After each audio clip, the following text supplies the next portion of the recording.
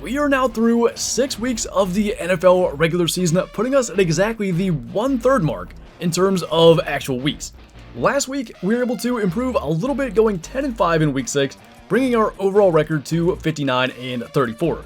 So feeling a little better about that. There's still a couple of teams that just do not make any sense to me, and I've been struggling to pick them, like the Falcons, throughout the entire year. Now, you may be able to hear a little more youthfulness, a little more energy in my voice, and that's because the Steelers didn't play last week. They were on their bye, and therefore they didn't take any more years off my life. So they play again this week. It should be interesting. We'll get to that game in just a little bit.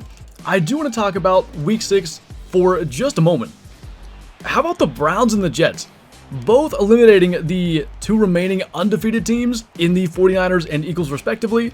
Now, the 49ers drove down. I think they had a 41-yard field goal attempt for their rookie kicker, Jake Moody. He had already missed one earlier in the game. He missed that one. Browns end up winning the game. Not only that, and of course the Browns had a lot of injuries too, don't get me wrong. Not taking anything away from the Browns and their win, but the 49ers did lose McCaffrey. They lost Deebo Samuel. Trent Williams was hurt. I think they're going to be just fine. Again, not taking anything away from the Browns, just talking about the future of these teams. The Eagles I'm a little more concerned about because in every game this year, there's maybe been an opportunity for their opponent to win the game at the end. Maybe they've had to come back. And in this case, the Jets defense shuts down the Eagles offense. I think it was 14-3. And then they just weren't able to muster anything. Jalen Hurts throws 3 interceptions. The one at the very end was pretty rough, thrown off his back foot, gets picked, returned inside the 10, and the Jets finally get a touchdown off of that. They have a really tough schedule going forward, and I think their games could get difficult to pick. Again, we'll talk about that in just a little bit. On the other end of the spectrum, the Dolphins offense. They just look so good. They went down early 14-0 to the Panthers, and it just didn't look like it took any effort. They're right back to 14-14 in no time, and of course the fake punt by the Panthers did not help matters, setting up Miami with a short field, but they look so good on offense. Jalen Ramsey's eventually coming back from injury. I think that's going to shore up that defense. You don't love seeing them go down 14-0 to the Panthers, but again, they could be a handful going down the stretch. And then finally, another team that I think is going to be a handful, the Lions. When I look across the league, and now the 49ers have lost, the Eagles have lost, the Chiefs do not look nearly as dominant as they've been. The Bills barely handled the Giants. I gotta look at the Lions as a top 3 team in football, and I struggle with that mentally to wrap my head around that. And each week when we make our picks, remembering how good they are, it just feels like you look at that logo and expect them to be bad. Dan Campbell has turned that organization around. They are a lot of fun to watch. Their offense has been high-flying, but their defense is the real story. So, with a Week 6 kind of recap, let's get into our Week 7 picks, starting with Thursday Night Football, Jags at Saints tonight. This could be a really interesting game. I thought the Saints were going to play the Texans a lot better, and to be fair, if they had just converted on a couple of kicks, including a 29-yarder missed by Blake Grupe, they may have won that game, but the Jags just absolutely throttled the Colts. They've been looking better and better as the season's gone on, picking the Jags on the road here to beat the Saints and send the Saints actually down to 3-4 after a promising start. No London game this week, so moving straight to the 1 o'clock kickoff slot. And speaking of promising starts, the Falcons are visiting the Buccaneers. Both of these teams look good at the start of the season. The Buccaneers really could not manage much against the Lions last week, and the Falcons, like I said, they're one of these teams that I just have a hard time figuring out what they're going to do on a week-to-week basis. They still, against the Commanders, looked pretty good. They were able to move the football. But Desmond Ridder with a 3-interception game, including that, I don't know what happened play, just that back foot kind of fadeaway throw into the back of the end zone that got intercepted easily. I don't know if he just didn't see the defender or what happened, but that was not a good look. This is a divisional matchup. I expect it to be close. And as much as I've liked what the Falcons are doing, I expect the Buccaneers to bounce back. I think their defense is going to be able to handle that Falcons rushing attack better than the Falcons defense can handle the Buccaneers offense. Gonna go with the Buccaneers to get the win and get back into the win column, going to 4-2. In a potential battle of backup quarterbacks, Raiders visiting the Bears. Jimmy Garoppolo has kind of been trending upwards since actually leaving the game and going to the hospital with the fear of an internal injury. That prognosis has looked good, but the status, at least as of this moment when I'm recording this video, is still up in the air as to whether or not he'll play. The way the Raiders have handled this, if Jimmy Garoppolo doesn't start the game, their rookie Aiden O'Connell starts. If he goes out in the middle of the game, Brian Hoyer comes in. So if Jimmy G doesn't go, I expect it to be Aiden O'Connell. Justin Fields, on the other hand, is doubtful to play. Bagent actually looked okay in the game against the Vikings, was able to lead them on a couple of scoring drives, and if not for some unfortunate kind of errors down the stretch, maybe would have had a chance to actually win that game. I like the Raiders in this one mostly because Jimmy Garoppolo at least has a chance to play. Aiden O'Connell has actually looked pretty good when he started as well.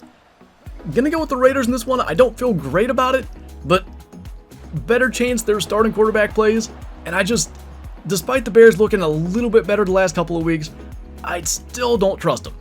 More quarterback injuries in this contest. Browns visiting the Colts. Deshaun Watson's status is still seemingly kind of up in the air, but maybe trending in the right direction.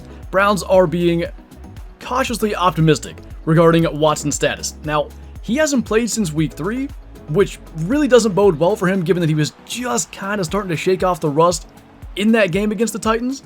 And, PJ Walker was able to lead the Browns to a victory over the 49ers, so they have to feel good about that if Watson's still unsure. I wouldn't be shocked if they end up sitting him down for yet another game. The Colts, on the other hand, and Anthony Richardson, he literally, the report just came out today, is scheduling season-ending shoulder surgery. So, unfortunately for him, he's going to miss the rest of the season, and if there was one quarterback from this draft class that just couldn't afford that, it probably was Richardson.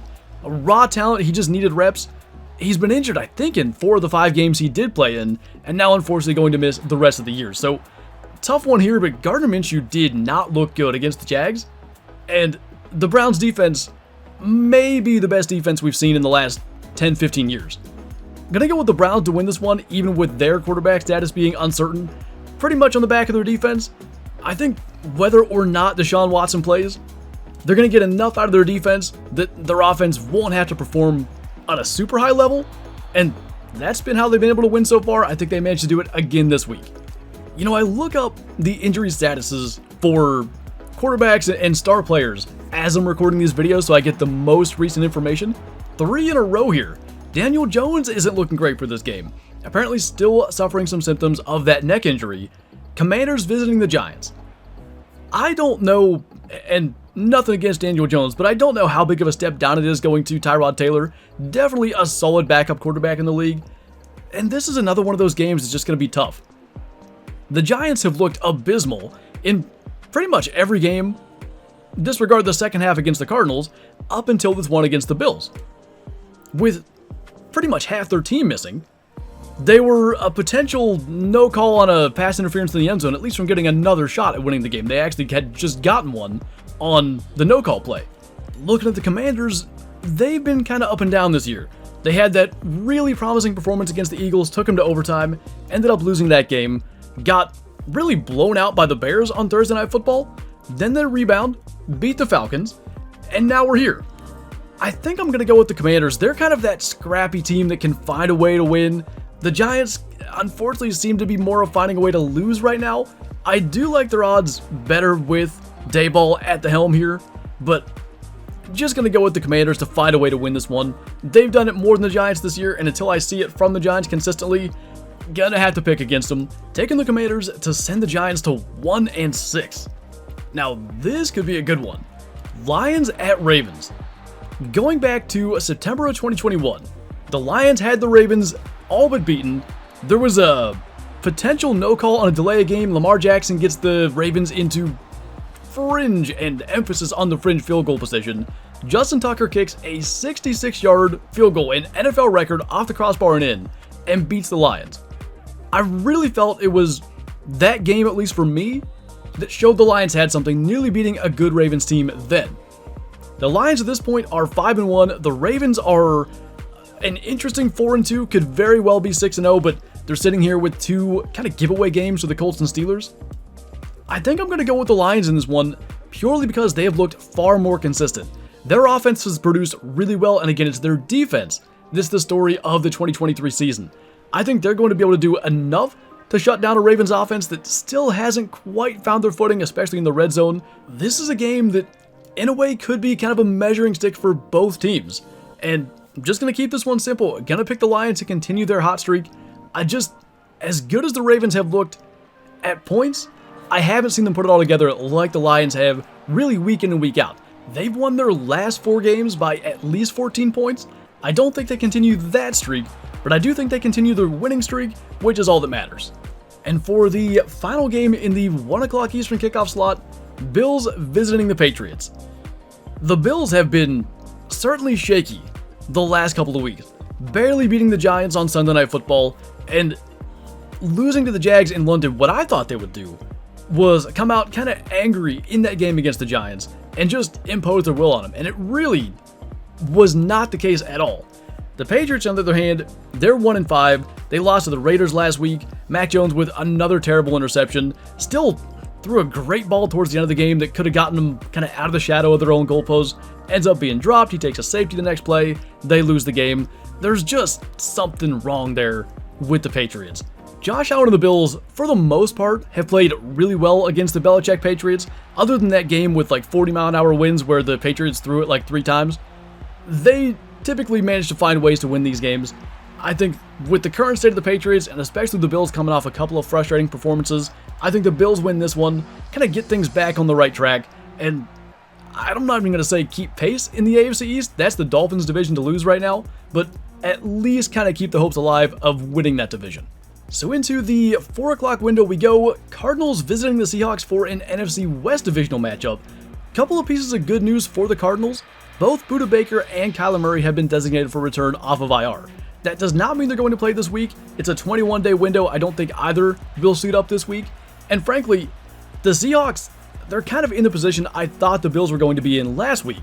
Coming off a tough loss to the Bengals, had they just kicked field goals instead of going for it on a couple of 4th downs, they may have just won that game anyway. And hindsight is always 20/20. Can't blame them for going for it against the Bengals offense that we still expect to be able to score points at will, even if they haven't quite been able to get back to that form yet this year. I like the Seahawks to just come out angry in this and get that taste out of their mouths of just not being able to punch it into the end zone against the Bengals. I like the Seahawks here. The Cardinals, again, every week, there are things to fall back on. There's things that look good. They have put one full performance together. That's been the game against the Cowboys. I just don't see things changing here, especially against a divisional opponent. Got the Seahawks getting back in the win column here. And here we go. Pun kind of intended.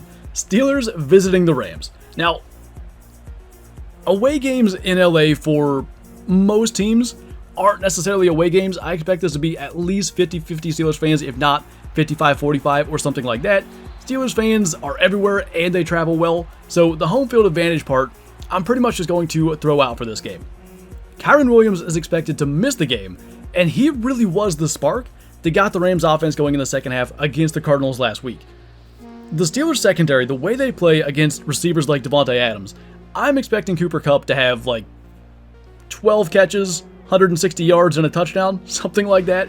It's just par for the course, and yet for some reason, it's probably going to be a close game that comes down to one drive in the 4th quarter. I'm going to go with the Steelers off a bye. Mike Tomlin is 12-4 coming off the bye week, and while the Rams have looked better this year, and that's not saying much compared to how they were last year, again, they've been a little bit shaky themselves. I like the Steelers to win this game mostly because of the Kyren Williams injury. And again, coming off the bye week, getting some rest, Deontay Johnson and Pat Freiermuth are both supposed to be back. I think that gives them a little offensive spark. I hate picking the Steelers in these because I always feel like it's going to backfire, but I picked them to lose the game against the Ravens. They somehow pull that one out. Gonna go with them here. They're 3-2. They probably shouldn't be. They just find ways to win, and I think they're gonna do it again. So now we move to kind of the anti-Steelers. Chargers visiting the Chiefs. The Chargers more so find ways to lose games, and it's rather unfortunate because Justin Herbert is so much fun to watch, and plenty of that loss to the Cowboys was on him. He missed a couple of wide open throws to Keenan Allen that could have made a major difference.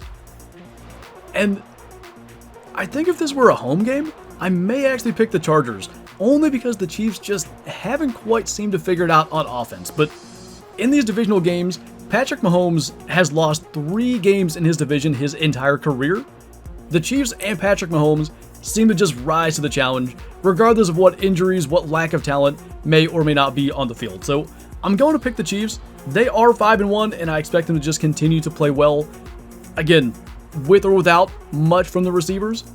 Gotta feel like the Chargers view this as pretty much a must-win if they want to save their season. Otherwise, playoffs are very much in jeopardy.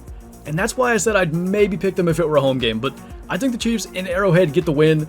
And I think, frankly, Brandon Staley's job may be in as much jeopardy as the Chargers season. Got the Chiefs going to 6-1. And another tough one to wrap up the 4:25 Eastern kickoff slot on Sunday, Packers visiting the Broncos. We all know the struggles with the Broncos. They're 1-5. Russell Wilson has not looked himself, though better at times this year. The bizarre end of the first half clock management thing where Sean Payton calls a timeout. He said the Chiefs were going to call one anyway. I assume that's probably true, but in the end, Chiefs end up getting a 60-yard field goal, which kind of ended up mattering at the end.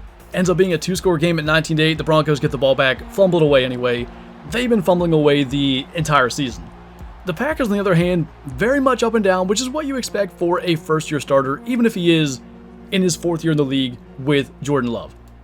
They're coming off a bye as well, and I like Matt LaFleur off a bye, going against a team that just is struggling even to tread water right now. I think a Broncos defense that has been very porous, though they played better against the Chiefs. Matt LaFleur coming off that bye, they're going to come up with enough ways to scheme guys open. Again, one thing I've really liked with Jordan Love is his willingness to throw down the field. I think there's going to be openings this week against the Broncos, and I think the Packers get a win here. And who knows what happens to the Broncos. They're in that same situation kind of as the Bears. Until they prove they can find ways to win games and not find ways to lose games, I'm probably just not going to be able to pick them, even in a game where I feel like it could go either way. And we move to, I think, the game everybody is looking forward to most on Sunday, Dolphins visiting the Eagles. I talked about the Dolphins offense in the beginning of this video. They have looked unbelievable. Whether it's Tyreek Hill, Jalen Waddle, Raheem Mostert, Devon Achane wasn't even playing this past week, and they still put up 42 points. Tua has been wheeling and dealing really, really well. And I think this was probably going to be a simple pick for me. If the Eagles didn't lose last week, I was going to go with the Dolphins. This is one of those deals where you kind of expect the Eagles to, get a little bit of a reality check, try to bounce back after losing to the Jets.